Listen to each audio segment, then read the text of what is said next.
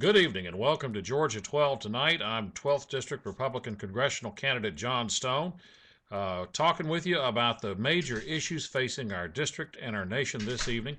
For those of you joining us, we missed the last couple of nights because we were earlier Monday night in Vidalia visiting with all of our good friends of the Vidalia Tea Party. Last night we were in Columbia County out in Martinez visiting with our Columbia County Tea Party friends. And in the meanwhile, we were visiting with a whole lot of folks down in South Georgia at Douglas, and particularly starting the morning out at the pharmacy there in Nichols, Georgia, with a great crowd of folks, of conservatives sitting around the table talking politics. We've had a great week so far this week. We're going to have a super night tomorrow night at Ossel Evans' 12th Congressional District Fish Fry down in Sylvania. We and a lot of our friends will be down there and hope that you will join us if you've made plans to do so.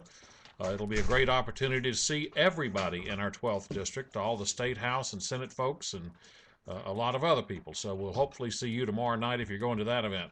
Right now, the big news today is something is coming to a head that we've been talking about here on this webcast, and I've been talking about with the Tea Parties last night and the night before and all around our district going back to when we started this campaign in February. We're coming to a showdown on Obamacare. And thanks to the pressure that you all have exerted on Congress, the phone calls, talking to your candidates, talking to members of Congress, and saying, if we're ever going to stand up for our country, we have to do it now. We can't back down again. Right now, it looks like our leadership is willing to go further than we ever have before. I'll bring you up to speed on what the latest plan is as far as I can discern it. There might be some updates on this tomorrow. There might be some details that are different, but from the contacts I've got in the news feeds we've all seen, our leadership is going to stand up and put the brakes on Obamacare through funding measures as we are allowed to do in the House of Representatives. Here are the details on what's going to happen. We've got two big funding issues coming up within the next few weeks. Number one and first is the federal government end of the fiscal year on September 30th, coming week after next. Really one more full working week after this to work on it. That's the time that all the federal appropriations have to be passed for the next fiscal year, which begins October the 1st, or else those departments can't move forward. Well, like in most years, it's not done yet, so Congress is going to need to pass a continuing resolution which will fund all the agencies for the next fiscal year. The second thing that'll come up sometime in October is we will be surpassing the debt ceiling again. That's the maximum amount of money that the government is authorized to borrow under law, and unless Congress extends that amount and raises it, the government won't be able to borrow money, and we're currently deep in the red in our budget and have to borrow to stay afloat. So that measure is going to come up in October. The more current thing will come up at the end of next week, the debt ceiling, or rather the federal funding for the year. Here are the plans. Leadership has listened to those conservatives in the House. We've got 170 members of the Republican Study Committee under Louisiana Congressman Steve Scalise, who is really leading the fight on this thing. And folks, I've talked to you all over the district about who our potential new Young Turk type Republican leaders need to be, and I've mentioned Steve Scalise's name before.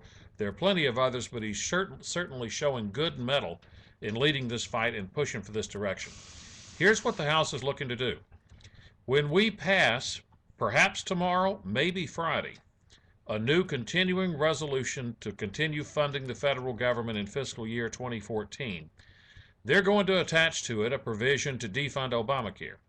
But they're also going to attach to it that bill that I've been talking about all year, which we passed back in May in the House, called the Full Faith and Credit Act. What that bill does, it says that regardless of any issue concerning federal funding, whether it's the appropriations bill, whether it's the debt ceiling increase, that the U.S. government must pay the full principal and interest owed on U.S. debts and must pay our retirees, our Social Security recipients, and others. Now, what this does, it guarantees that if we hit the debt ceiling and we haven't passed anything, we continue paying our principal and interest on our bonds, so it doesn't negatively impact the U.S. credit rating upon which we need to borrow funds and keep the interest rates low. It doesn't impact our retirees and our elderly, which makes it a whole lot easier to hold your ground. Well, here's the strategy as far as I can see it. We defund Obamacare and we pass the Full Faith and Credit Act.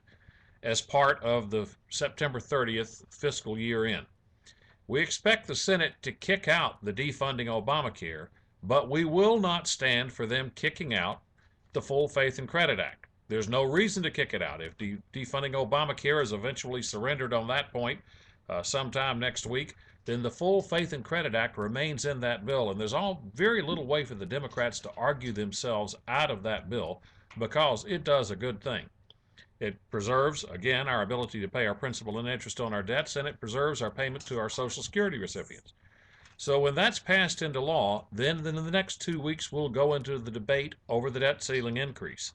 Now, with that protection in place, we can hold firm and say that we are not funding Obamacare, it is defunded, and we are not raising the debt ceiling unless that language is agreed to, knowing that it won't impact our credit rating, it won't impact our U.S. bonds, and it won't impact our Social Security recipients. This could be a winning strategy if we stick to it. It's very difficult for the Democrats to reject that Full Faith and Credit Act inclusion into this year's end-of-year budget deal. It's very difficult for them to argue and push us out of defunding Obamacare and the debt ceiling increase with that provision in place. Now I think what we're going to see is who will blink first. Will we get support out of the Senate Republicans who need to stand with us? Will we have the House Republican leadership continue to stand firm on this as we move forward? All that's going to be happening tomorrow, Thursday, and Friday of this week, and then, of course, next week, too. So it's an exciting time. It's one in which the pressure that you all have exerted on your representatives and your candidates has paid off, and we have a chance of actually standing and stopping this monstrosity of Obamacare that's going to destroy the health insurance of millions of Americans, destroy the jobs of millions of Americans, and we can stand firm and keep that from happening and come back with a good, responsible health care reform measure. Thanks for all you're doing. Keep it up. Meanwhile, we need you to keep up supporting our campaign. I've been very pleased with the support we've received this week all over the district, but we really need the financial contributions right now to keep our campaign vibrant and to keep us aggressive and moving forward. If you haven't done so already, please go to our webpage, johnstoneforcongress.com, to the donations section and make as generous a donation as you can right now online. We'll receive the money right now, and it goes into our ongoing efforts immediately. Until tomorrow night, tomorrow night we might have to postpone again because we do have that 12th District fish fry in Sylvania. If we do, we'll get back with you as quick as possible. But until then, God bless Georgia, God bless America, and good night.